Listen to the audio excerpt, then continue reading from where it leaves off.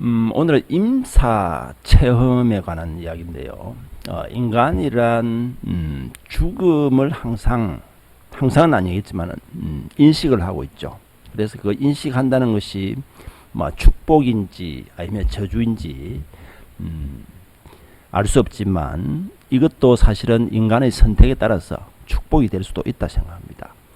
인간의 모든 불안, 두려움, 초조함, 모든 불행은 사실은 이 죽음하고 다 연결되어 있죠.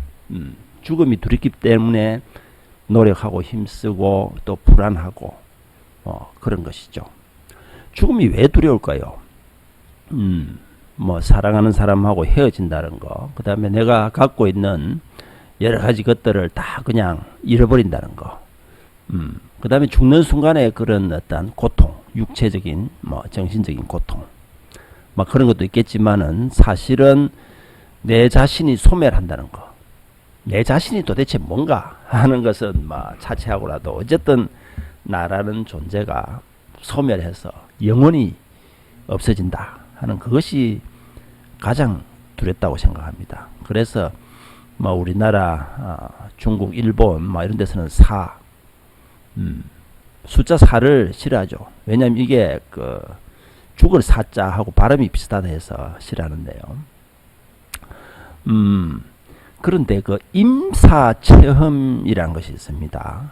임사체험이라는 것은 영어로는 Near Death Experience, NDE 이렇게 쓰는데요. 거의 죽었다가 거의 죽는 체험을 하고 다시 살아나서 그 체험을 이야기하는 것이죠.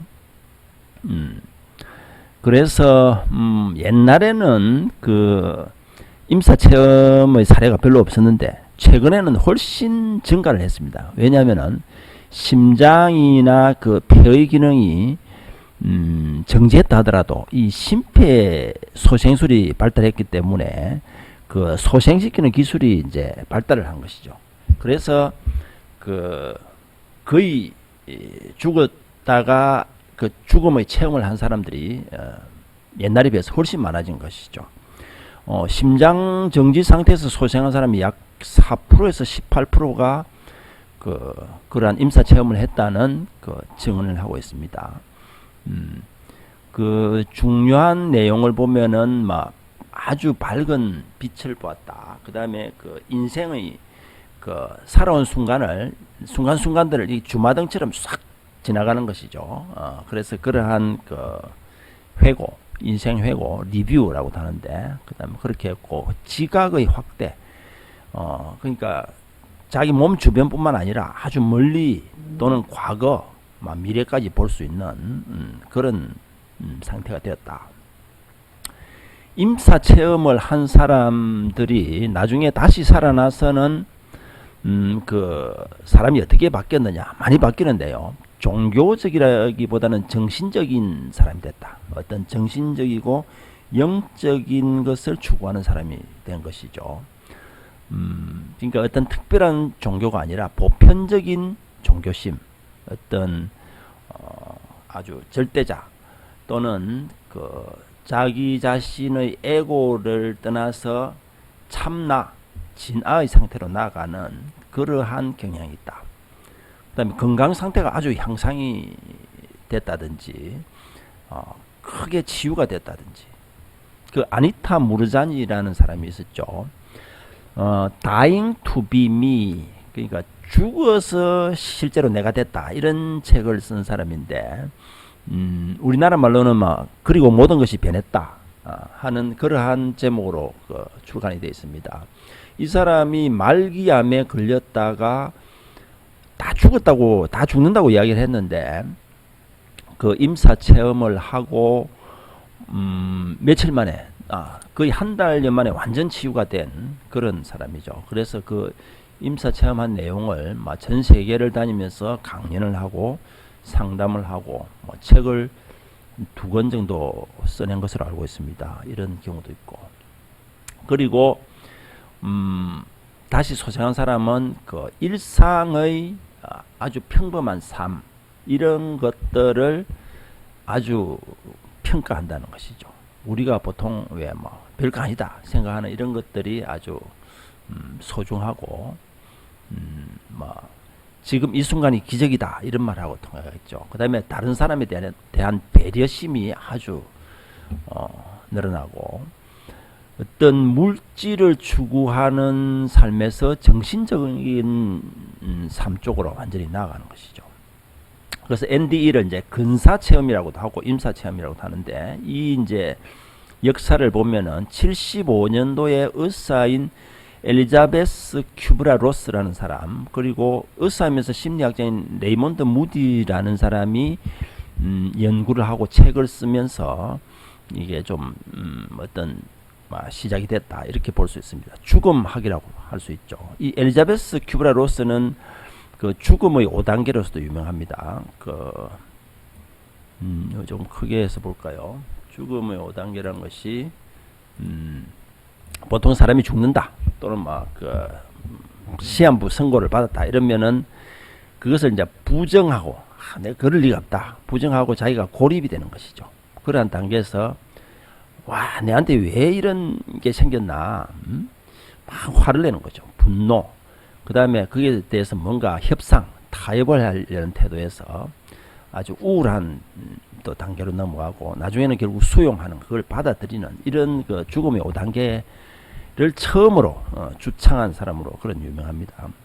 이 사람은 그 200명 정도의 임사 체험을 한 사람에게서 직접 경험을 듣고 집계를 하고 책을 썼습니다. 그래서 그 이후에 이러한 사례에 대한 그 통계적인 또는 과학적인 그런 접근이 이루어지고 있다.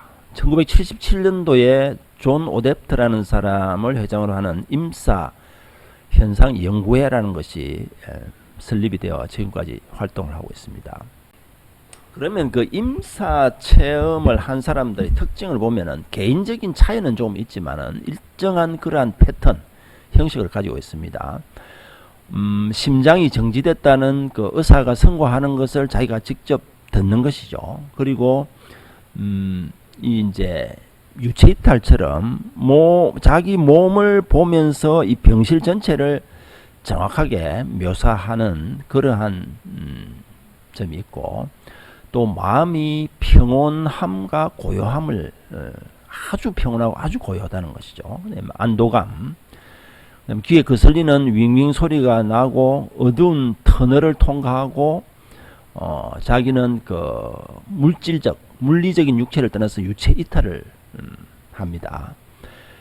그리고 다른 존재들을 만나는데 죽은 그 친족, 아버지, 어머니, 형제, 자매, 친척이나 살아있는 사람을 만나지는 않고 죽은 친족이나 다른 인물, 부처나 예수도 될 수 있겠죠. 그런 인물을 만나고 아주 밝은 빛을 이렇게 보게 되는데 그것이 이제 어떤 생명의 빛 또는 신이나 아주 그냥 자연광이라고도 할 수 있는 그런 것을 보게 되고 자기 성찰을 하게 되고 그 라이프 리뷰라고 해서 자기가 살아온 인생이 그 주마등처럼 순식간에 일시에 싹 이렇게 지나가는 것이죠.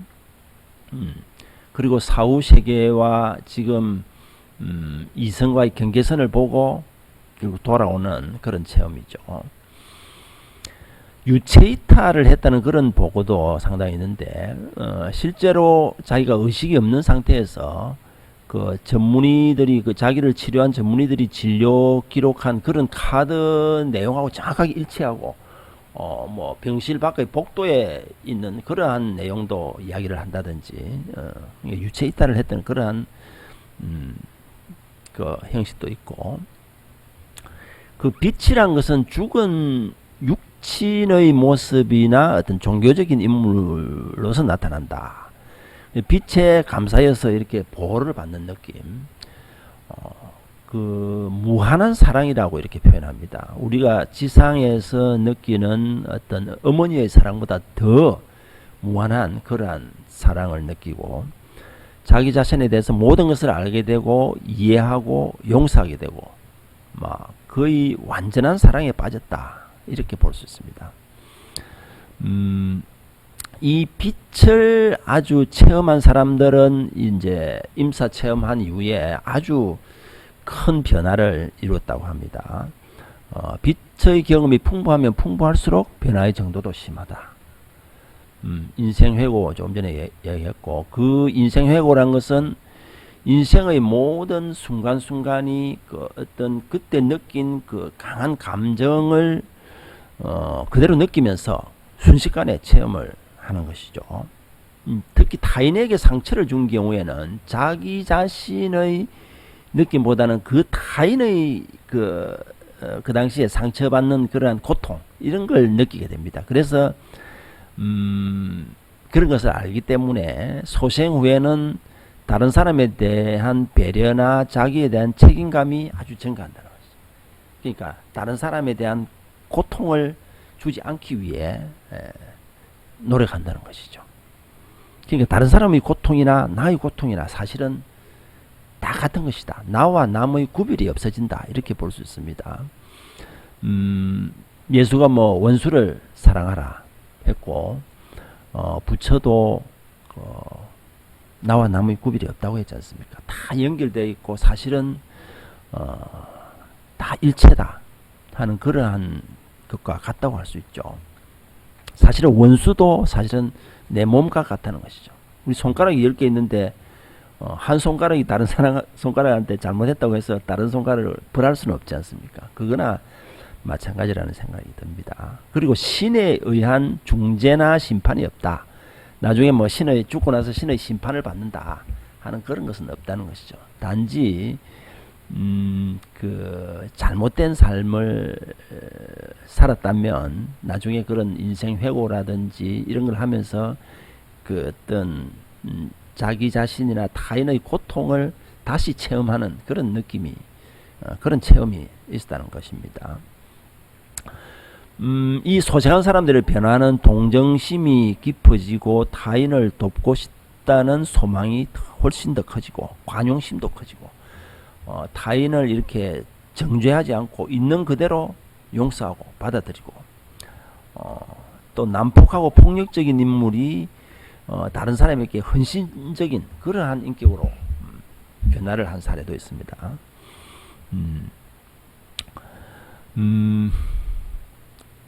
특히나 생명에 대한 존중, 또 환경 문제나 생태계에 대해서 관심이 많고 경쟁을 하지 않고 경쟁하는 것을 싫어하는 것이죠. 그러니까 경쟁할 필요가 없다 이렇게 느끼는 것 같습니다. 그 물질을 추구하는 삶에서 정신을 추구하는 삶으로 변화하고 또 정신적인 그러한 어떤 지식에 대한 강렬한 그런 갈증을 느낀다.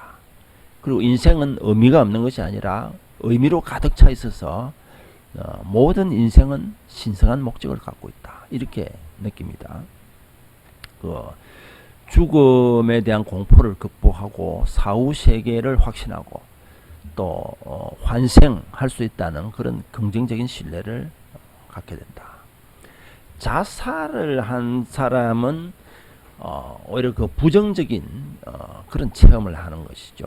그래서 자살을 해서는 안 된다 하는 것을 확실하게 느끼게 되고 어떤 빛의 그 아주 밝은 빛에 대한 무한한 신뢰를 갖게 되고 자기 초월을 하게 된다.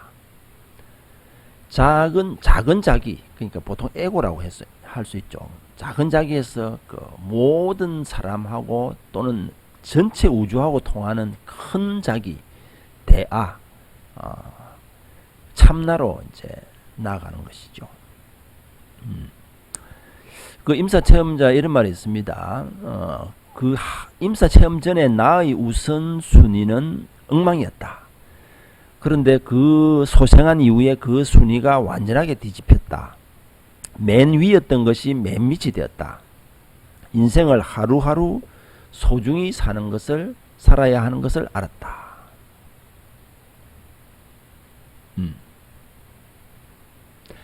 그 결론적으로 보아서 임사체험을 하고 그 이후에 그 체험에 대해서 이야기하는 사람들은 마치 그 불교에서 깨달은 사람들, 또는 다른 종교에서 아주 영적으로 성장한 사람들이 하는 이야기하고 거의 비슷합니다. 나와 남의 구별이 없고 우리는 다 일체, 다 한 몸이다. 그리고 이 물질적인 것은 헛된 것이고 우리가 정신적인 영적인 성장을 추구해야 된다. 믿지 않을 수가 없지 않습니까? 수많은 사례가 있고 깨달은 사람들하고 또 거의 같은 이야기를 하고 있고, 그래서 이러한 임사 체험을 연구를 하고 잘 이해를 하고 확신하게 된다면 인생을 보다 가치 있게 그리고 두려움 없이 살아갈 수 있다고 생각합니다. 네, 오늘은 여기까지 하겠습니다. 감사합니다.